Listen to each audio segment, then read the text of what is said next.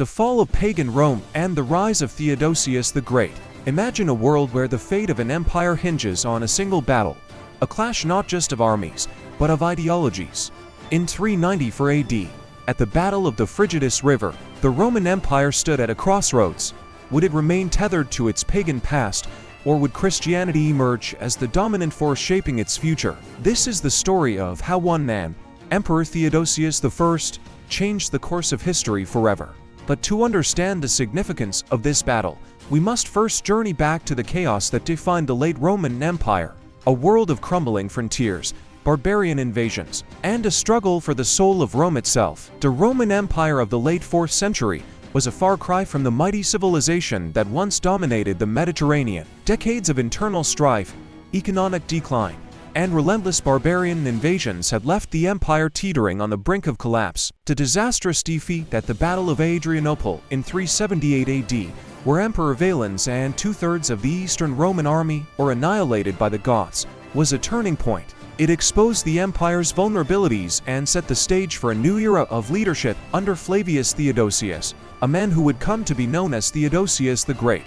But Theodosius' rise to power was not just about military victories or political maneuvering. It was about the soul of Rome. By the time he ascended to the throne, the empire was deeply divided between the old pagan traditions and the rising tide of Christianity. Theodosius, a devout Christian, saw it as his divine mission to unite the empire under one faith. Yet, this vision would come at a cost, one that would reshape the Roman world forever. Flavius Theodosius was born in 347 AD in Cauca, a small town in Hispania, modern-day Spain.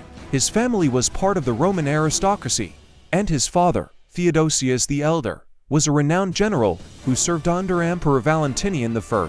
From a young age, Theodosius was immersed in the world of military strategy and imperial politics. He accompanied his father on campaigns across the empire, from the Rhine frontier to the deserts of North Africa, learning the art of war and the complexities of leadership. However, Theodosius' early career was marked by tragedy. In 375 AD, his father was executed as part of a political purge, leaving the young Theodosius to retreat to his family estates in Hispania. For several years, he lived in relative obscurity, far from the intrigues of the imperial court. But fate had other plans. In 379 AD, following the disaster at Adrianople, Emperor Gratian summoned Theodosius to take command of the eastern provinces. At the age of 32, Theodosius was appointed Magister Militum and tasked with rebuilding the shattered Roman army.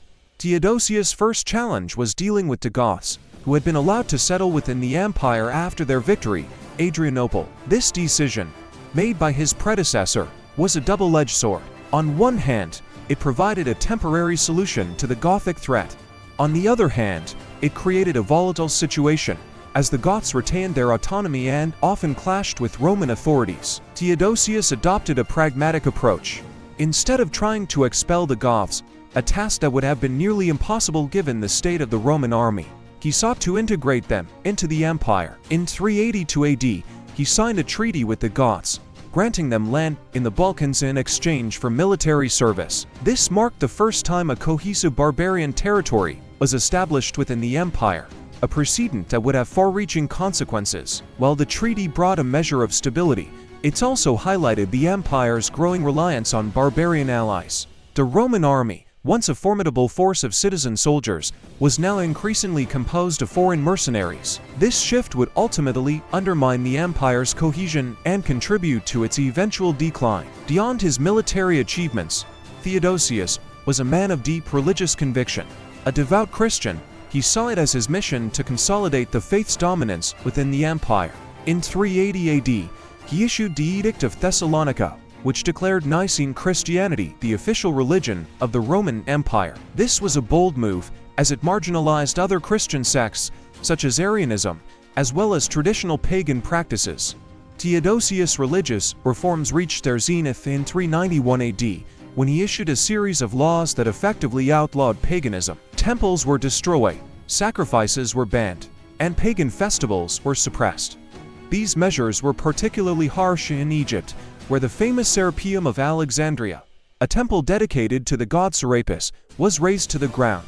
The destruction of the Serapeum was a symbolic victory for Christianity, but it also alienated many Romans who still clung to the old ways. Theodosius' reign represents a pivotal moment in Roman history. On one hand, he preserved the empire during a time of crisis and laid the groundwork for the Christianization of Europe. His military victories and religious reforms reshaped the Roman world, setting the stage for the medieval era. On the other hand, his policies also exposed the empire's vulnerabilities. The reliance on barbarian allies, the suppression of paganism, and the division of the empire between his sons all contributed to its eventual decline. From a modern perspective, Theodosius' legacy is a complex one. He was a man of contradictions, a devout Christian who waged brutal wars, a reformer who relied on barbarian mercenaries, and a unifier who divided the empire.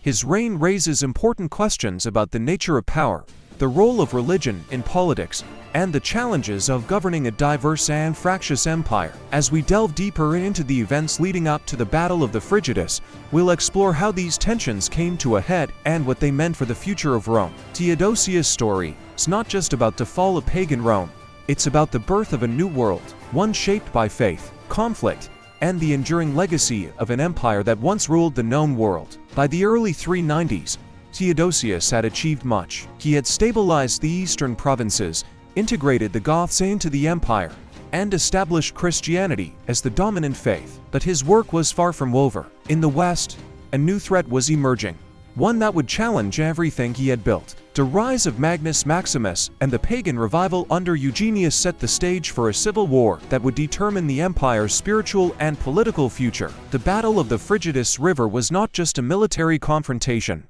It was a clash of gods and men, a struggle for the soul of Rome. As we move into the next chapter of this story, we'll explore how Theodosius faced this final challenge and what it meant for the empire he fought so hard to preserve. The road to Frigidus, civil war and pagan revival. What happens when an empire turns against itself? In the late 4th century, Rome was not just fighting external enemies, it was tearing itself apart from within. The rise of Magnus Maximus and the pagan revival under Eugenius set the stage for a civil war that would determine the empire's spiritual and political future. This is the story of the road to the Battle of the Frigidus, a conflict that pitted brother against brother, Christian against pagan, and the old world against the new. By the late 4th century, the Roman Empire was a shadow of its former self. Decades of internal strife, economic decline, and barbarian invasions had left it fractured and vulnerable. The death of Emperor Valens at the Battle of Adrianople in 378 AD was a devastating blow, exposing the empire's weaknesses and setting the stage for a new era of leadership under Theodosius I. But even as Theodosius worked to stabilize the eastern provinces, the Western Empire was descending into chaos. The rise of Magnus Maximus in 383 AD marked the beginning of a new chapter in Rome's decline. A general station in Britannia, Maximus declared himself emperor and marched into Gaul, challenging the authority of Emperor Gratian. What followed was a series of civil wars, political intrigues, and religious conflicts that would culminate in the Battle of the Frigidus River in 394 AD. This is the story of how Rome's internal divisions brought it to the brink of collapse, and how one man's vision for a Christian empire shaped the course of history. Magnus Maximus was a seasoned general who had served with distinction in Britain and along the Rhine frontier. In 383 AD, he was proclaimed emperor by his troops, who were dissatisfied with Gratian's leadership. Maximus quickly crossed into Gaul, where he established his capital at Trier and began consolidating his power. Gratian, caught off guard by Maximus' rapid advance, fled south with a small retinue of loyal troops.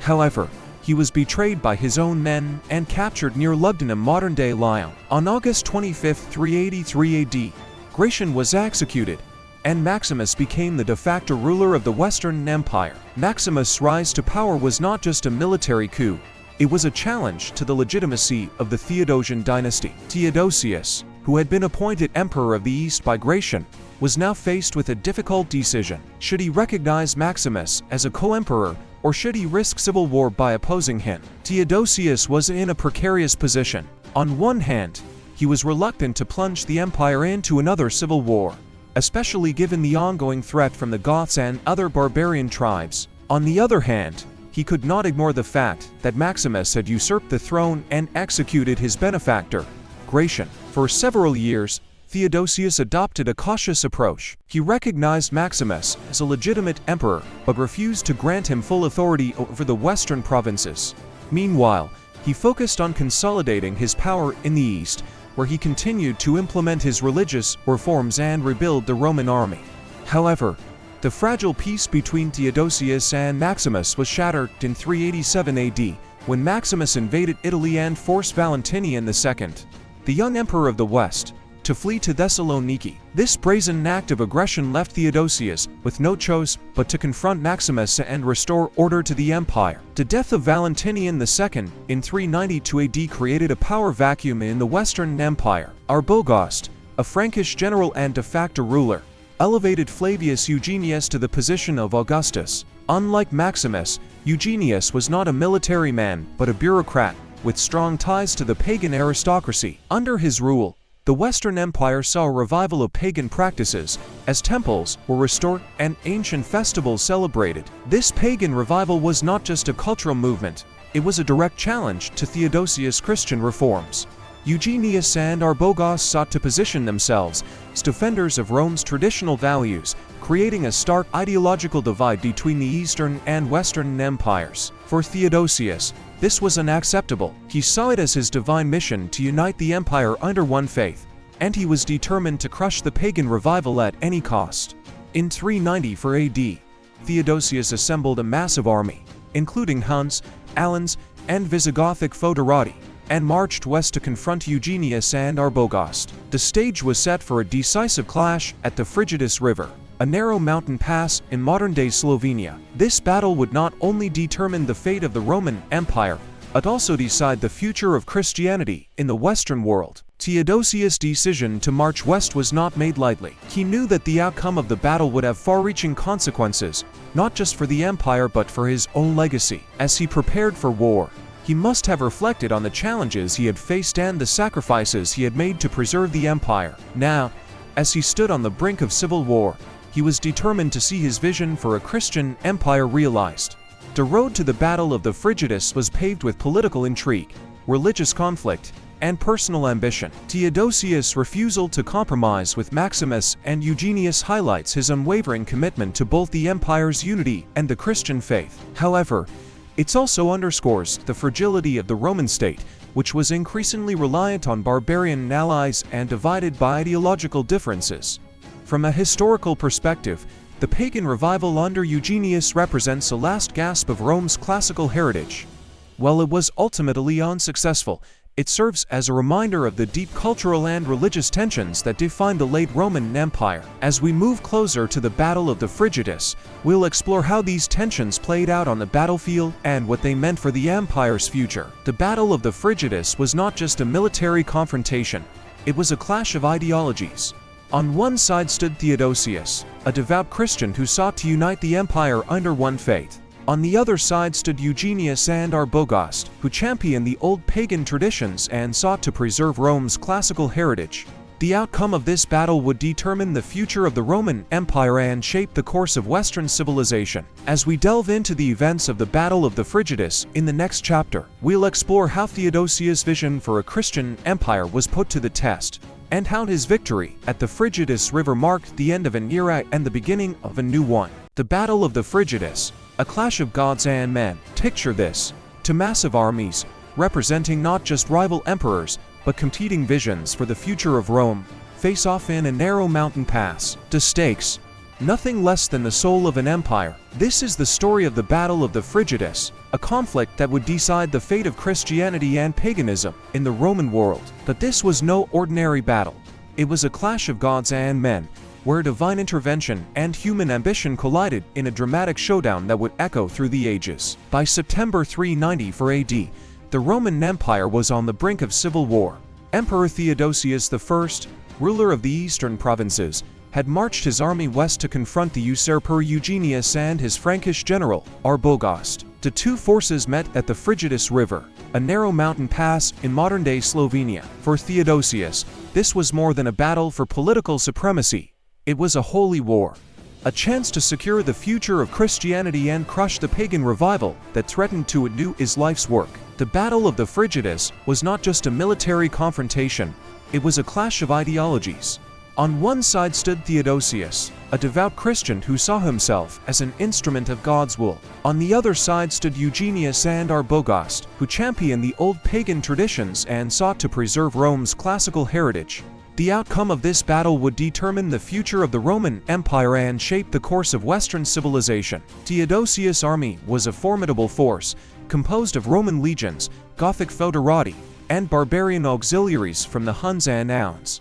Among his commanders were the future half-Vandal general Stilicho, the Gothic chieftain Alaric, and the Roman officer Timasius. Theodosius' forces numbered around 40,000 men, a diverse coalition united by their loyalty to the emperor and his Christian vision. Facing them was the Western army, led by Arbogast and Eugenius. Though outnumbered, the Western forces held a strong defensive position in the mountain pass, with their backs to the Frigidus River. Arbogast, a seasoned general, had fortified the high ground and positioned his troops to maximize their advantage. His army was composed primarily of Roman legions and Frankish mercenaries, men who were fiercely loyal to their commanders and deeply skeptical of Theodosius' religious reforms.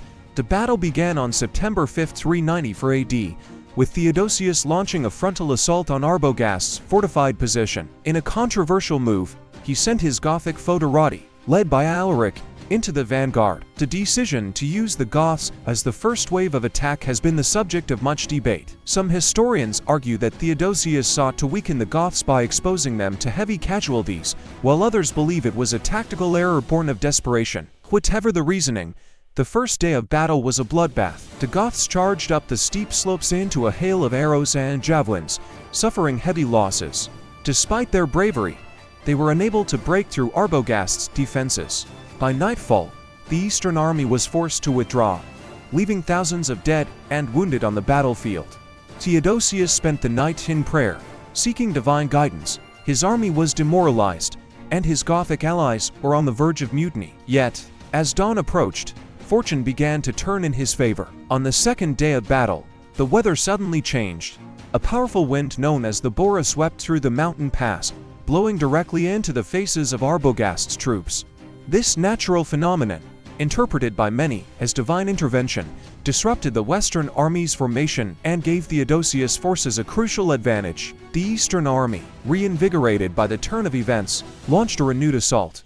The wind made it difficult for Arbogast's troops to use their shields, while the dust and debris blinded them and slowed their movements. Theodosius' infantry, driven by the wind at their backs, surged forward with renewed momentum. The Western army, unable to withstand the onslaught, began to falter. Eugenius, realizing the battle was lost, attempted to flee but was captured and executed. Arbogast, seeing no hope of victory, retreated into the mountains, where he took his own life a few days later.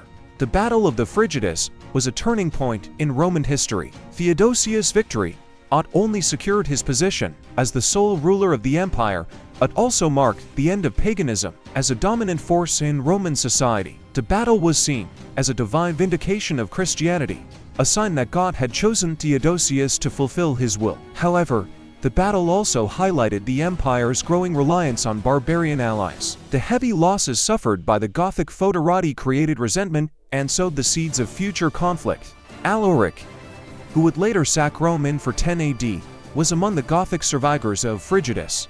His experiences at the battle likely shaped his distrust of the Roman authorities and his determination to carve out a kingdom of his own. From a strategic perspective, Theodosius' decision to use the Goths as the vanguard remains controversial. While it may have been a calculated move to weaken a potential future threat, it's also alienated a key ally and undermined the empire's long-term stability. Theodosius' victory at Frigidus was a triumph, but it came at a cost, one that would ultimately contribute to the empire's decline. Theodosius' victory at the Frigidus River was a defining moment in his reign. It solidified his legacy as a champion of Christianity and a unifier of the empire. Yet, it also marked the beginning of the end for the Roman Empire as a cohesive political entity. The reliance on barbarian allies, the division of the empire between Theodosius' sons, and the growing power of military leaders like Stilicho all contributed to the empire's eventual collapse. As we reflect on the Battle of the Frigidus, we are reminded of the delicate balance between unity and division. tradition, and change that defines the course of history. Theodosius' story is not just about the fall of pagan Rome, it's about the birth of a new world, one shaped by faith, conflict, and the enduring legacy of an empire that once ruled the known world. The aftermath: Theodosius' legacy and the fall of Rome. Victory at the Frigidus River secured Theodosius' place in history, but at what cost? In the years following the battle, the Roman Empire faced new challenges that would ultimately lead to its downfall. This is the story of Theodosius' legacy and the beginning of the end for Rome, a tale of triumph, tragedy, and the enduring struggle to preserve an empire on the brink of collapse. Theodosius I emerged from the Battle of the Frigidus River as the undisputed ruler of the Roman Empire. His victory over Eugenius and Arbogast was not just a military triumph, it was a spiritual one, a sign that God had chosen him to fulfill his will. Yet, even as Theodosius celebrated his victory, the empire he had fought so hard to preserve was beginning to unravel. In the months following the battle, Theodosius marched into Italy and reversed the pagan reforms of Eugenius. Temples were closed, pagan rituals were banned, and Christianity was firmly established as the empire's official religion. But Theodosius' triumph was short-lived. In January 395 AD, just a few months after the battle, he fell ill and died in Milan. His death marked the end of an era and the beginning of a new one, a time of division, decline, and ultimately, the fall of Rome. Theodosius' death left the empire in the hands of his two young sons, Honorius, who ruled the west, and Arcadius, who ruled the east. This division was not just a political arrangement, it was a reflection of the empire's growing fragmentation. The western and eastern halves of the empire had always been distinct, but under Theodosius' successors, they began to drift further apart. In the west, Honorius was a weak and ineffectual ruler, heavily reliant on his generals to maintain control. The most powerful of these was Stilicho, a half-Vandal general who had served under Theodosius and now acted as regent for the young emperor. Stilicho was a capable leader, but his barbarian heritage made him a controversial figure in the eyes of many Romans. In the east, Arcadius was similarly dependent on his advisors, particularly the ambitious and ruthless Rufinus. The Eastern Empire was wealthier and more stable than the West, but it was not immune to the challenges facing the Roman world. The division of the empire between Honorius and Arcadius was a pragmatic solution, but it also sowed the seeds of future conflict. Stilicho's rise to power in the West was a testament to the growing influence of barbarian leaders within the Roman military. A skilled general and a loyal servant of the Theodosian dynasty, Stilicho sought to preserve the empire by any means necessary. Yet, his efforts were constantly undermined by political intrigue, economic decline, and the relentless pressure of barbarian invasions. One of the greatest threats to the Western Empire was Alaric, the Gothic chieftain who had fought under Theodosius at the Frigidus River. Alaric had grown disillusioned with the Roman authorities, who had failed to reward his loyalty and had instead used his people as cannon fodder. In 410 AD, Alaric and his Visigoths sacked Rome, a symbolic blow to the empire's prestige and a stark reminder of its vulnerability. The sack of Rome was a turning point in the history of the Western Empire. It marked the beginning of a long and painful decline, as barbarian tribes carved out kingdoms in the empire's former territories. The Western Empire would linger on for a few more decades, but by 476 AD, it had effectively ceased to exist. While the Western Empire crumbled, the Eastern Empire endured. Under the leadership of emperors like Theodosius II and Justinian, the Eastern Empire, later known as the Byzantine Empire, preserved the legacy of Rome for nearly 1,000 years. The Eastern Empire was not without its challenges, but it was better equipped to withstand the pressures of barbarian invasions, economic decline, and political instability. The survival of the Eastern Empire was due in part to its wealth and strategic location, but it was also a testament to the resilience of its institutions and the adaptability of its leaders. The Byzantine Empire was not just a continuation of Rome.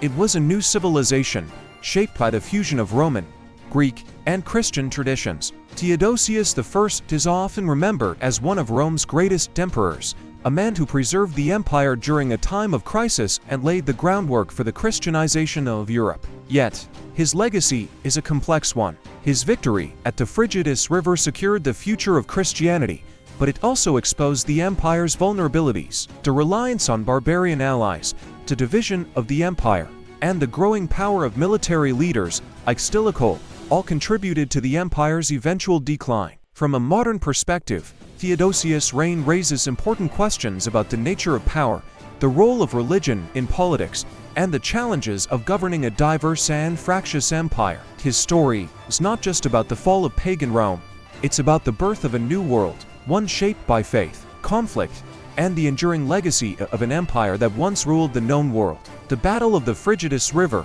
is a defining moment in the history of the Roman Empire. It marked the end of paganism as a dominant force in Roman society and the beginning of a new era, shaped by the rise of Christianity and the growing influence of barbarian tribes.